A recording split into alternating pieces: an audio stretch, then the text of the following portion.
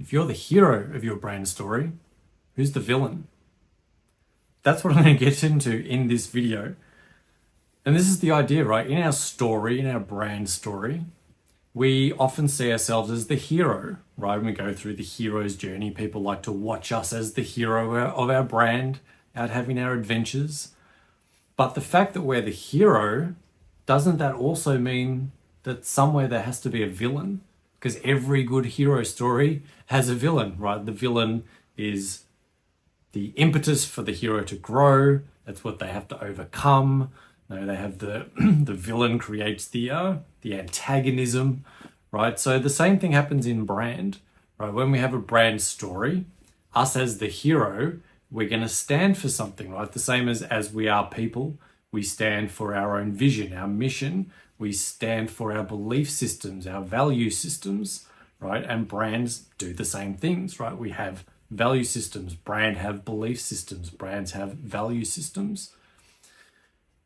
And because they have these same things, we can see that the brand hero story and our personal hero story align, right? And because your brand has beliefs and values, that means that you stand for something, right? You as your brand, you're going to stand for something. You're going to stand for a value system.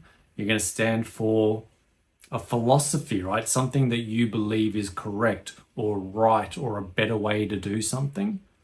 But that also means that on the other hand, you're going to be standing against something. And this is actually something that monster brands and really successful personal brands and small business brands do really well. It's where they have that antagonism, right? They have the hero and the villain. And the villain doesn't need to be a person. The villain could be generally, the villain is going to be a circumstance or a situation or something in the world that you believe needs to be overcome. Really classic example, a business that does bamboo toothbrushes. They're standing for climate change. They're standing for sustainability. They're standing for better habits, right? That's the belief system. There's a philosophy around that. So then on the other side, the antagonism, the villain in that piece is climate change. It's single-use plastics. It's waste, right? It's all of these things. These are the villains in the piece. So this brand stands for these things and stands against the villain of climate change, stands against the villain of the philosophy of single-use waste, right? So that's how you can see your villain. So what is your villain? Who's the villain, or what is the villain? What's the circumstance that you as a brand are trying to overcome? And that can be baked into your product or your service or the thing that you offer, or it could be baked into your philosophy, right? So your brand has a philosophy, it has a belief system. Talked about this on an earlier video. Your brand has character traits, it has personality qualities, and those qualities turn into philosophy, right? Because you'll say things, your brand says words, and when it says words and you write words and you communicate, you build philosophy, you build ideas, you're sharing what you believe to be good or right about the world, right? So that's when your brand starts to build philosophy. And they actually want to do this. You want to build culture, right? You want to create philosophies, embed stories, embed language into your brand storytelling that tells people what your philosophy is. It tells people what you stand for, what your brand stands for, because then what happens? They can stand for the same thing, right? They can either aspire to stand for that same thing, or if you're even better, if you're preaching to the choir and they already have that value system, again, great example, sustainable brands. It's a lot of people that have that core belief system already. So if you can perpetuate and build your story around that same belief system, you're preaching to the choir, right? So you're converting people that already think the same things. So when you language your site and you language your brand and your messaging and your social, and you have that philosophy that they already believe, or as I was saying, that something they would like to believe more of, or that they would like the status of, that's another piece, and that's probably another video, right? What's the status attainment of somebody believing the same thing as you, being part of your tribe, being part of your philosophy, your culture? What does that give them? And that's part of the reason that they'll want to belong to your brand and follow your values and have the same belief, because it makes them feel a certain way, right? They get something out of that. So that's a really important part. Stand for something, stand against something. When you start to do that, you create philosophy and you create language and you create culture. And then what happens then is that is actually what's happening when you're building community or you're creating belonging, right? You hear all the time in branding, people want to belong to brands. And this is part of the status thing, right? They want to belong somewhere. They want to belong to a community. They want to connect. That's really what that means. They want to go to a place where there's a shared philosophy and language and style and tone and all of that stuff that they resonate with. And they go, that feels like me. I believe that same thing. I've got that same value structure. So it feels good for them to belong to that group, because now they're connected to a whole bunch of other people that feel that same thing. And then they buy the product, right? They buy the sustainable pen, and that thing becomes a talisman of that philosophy, of that belief system. And every time I pick this pen up, I get to feel that thing. I get to feel I'm doing something good for the planet. I'm standing up for something. I'm standing against evil climate change over here, right? I'm standing up for the good guys who are doing sustainability. So every time I use the product, I use the service, I get to stand up and stand against. So that's where this becomes really, really powerful. And really, this is how you're creating belonging. This is how you're building tribe. This is what's kind of what is actually going on. That's what that actually means. And also what's happening here is that you're starting to polarize, right? When you stand for something and you've got a villain over here, there's going to be people that believe in the villain. For them, the villain is the good guy. Your good guy is their bad guy, and your bad guy is their good guy, right? So now you've got this polarization. And this is why it's important to build your brand system, your brand value system from your own value system. This is why we do it this way within the e-com circle with our client base. Because you as the business owner, particularly when you step out and you get in front of the camera and you are the face of your brand and you're perpetuating the myth of your brand and you're talking about the philosophy, you are now intimately and intricately tied to your brand and what that means. So when people come after your brand, right, all those villains, they're not just coming after the brand, they're coming after you in a way, right? So that's why you being very resolute and having a good understanding of what you actually stand for and what you stand against means that all that hate doesn't really matter. It doesn't affect you, because you believe what you believe and they believe what they believe. And that's okay, because they'll have a tribe over here and you'll have your tribe over here. So even though there's polarity, that polarity actually is really good for business, right? Think of polarity as the comment section on posts, right? They're always polarizing. The more polarizing, the better in a lot of cases, right? And the thing about polarity is, again, we're attracting and we're repelling. And that's also really, really important for your business and for your brand. If your brand doesn't stand for anything and it's wishy-washy, you'll get like a wishy-washy kind of people that aren't really committed to it. They don't really care enough. When you can start to polarize audiences, that means that the polarization might sound bad, but the positive is your people are really polarizing. They're really magnetically getting attracted to your brand, to your philosophy, to your product.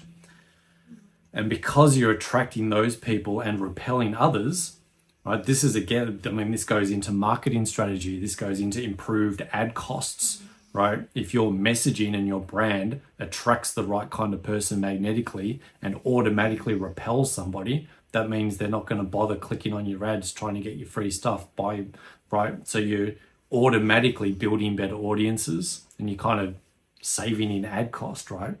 That might be a hypothetical, but I think that's potentially the case, right?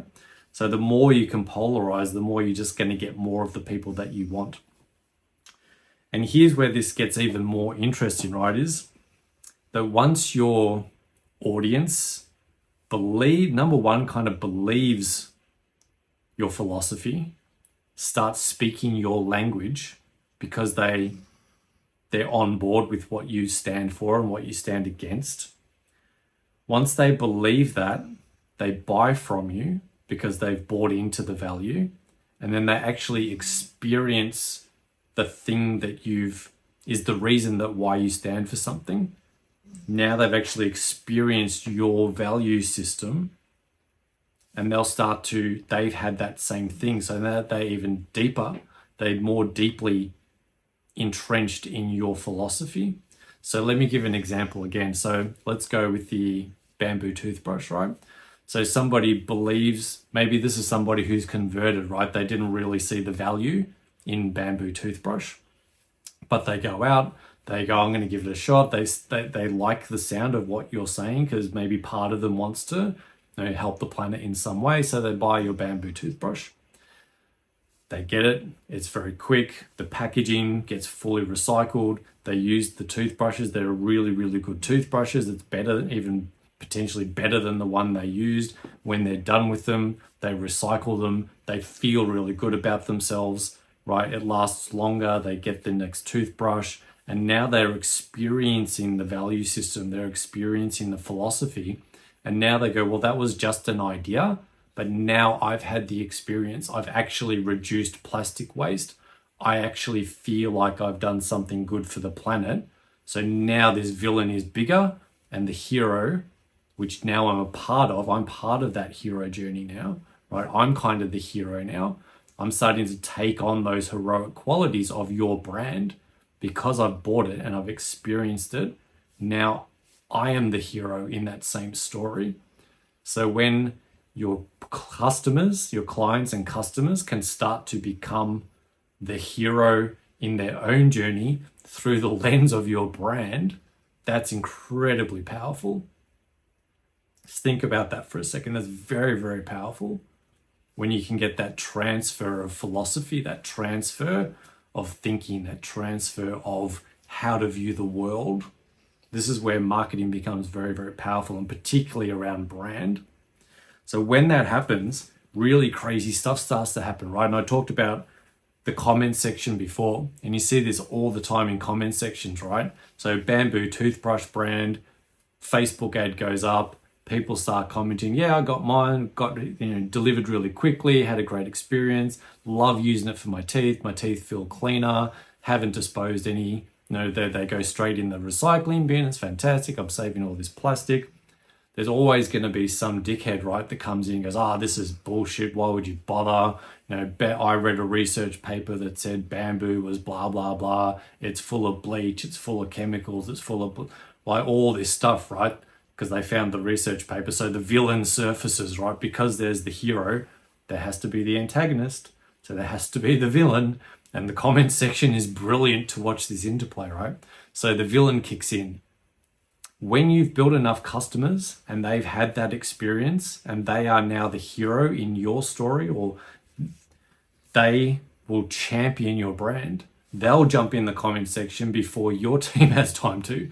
No, that's bullshit, right? That's not right. It's not full of bleach. It's chemical free. It's better for the planet, right? So your customers start to defend your brand because they're not defending the pen, right? They're not defending the product anymore. They're now defending their own belief system, which you've given them.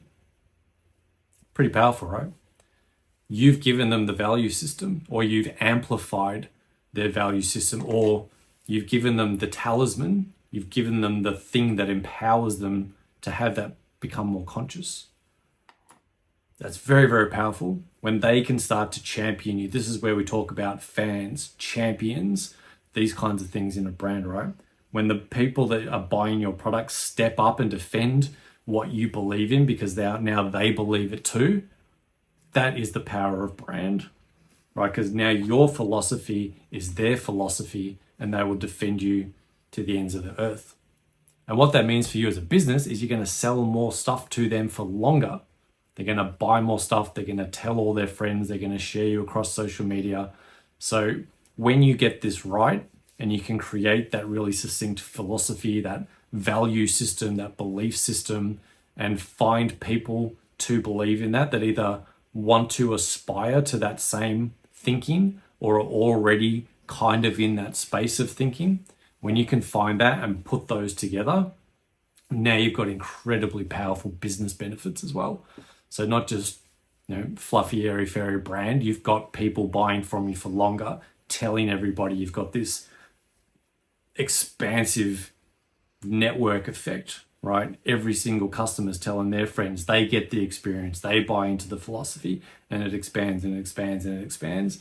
And this is where monster brands like Nike and Reebok and McDonald's and Coca-Cola, that's why they have such massive fan bases, because people have bought into the philosophy, they've bought into the feeling, they've bought into the culture of those brands, and it perpetuates and perpetuates and perpetuates. And for those types of brands, it becomes generational, right? So the next generation just goes straight into it. They don't really even have to think about it, because it's so much in the, I guess, the collective unconscious or the collective consciousness, what that brand represents.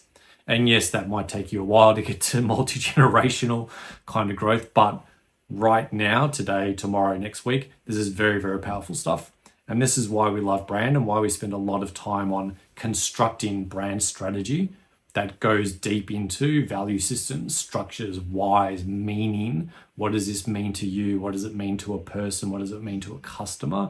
What do they get? How does it align to their value system?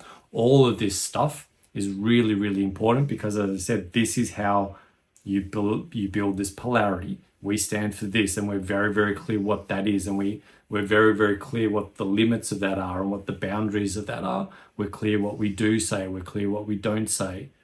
All of that stuff's very clear, right? So now you've got the antagonism of the hero and the villain. You get to build this polarity. You've got all these really great things going on out in your brand environment. So I'm going to wrap it now, because I think that's very, very powerful. Hopefully you've got some really good insights from that. Feel free to jump in the comments. Hey, if you believe in my philosophy, if you want to come and be part of my culture, drop in the comments if this insight, you found this interesting, powerful, insightful. Let me know. Love to hear if my philosophy on brand is rubbing off on you in a very good way. So you can go and you can start to build this into your own brand. This might become your belief system, your value system inside your business, so you can build a brand that, again, is going to start to resonate with people on a deeper, more emotional, psychological, conscious level. Thanks for watching. See you on the next one. Bye.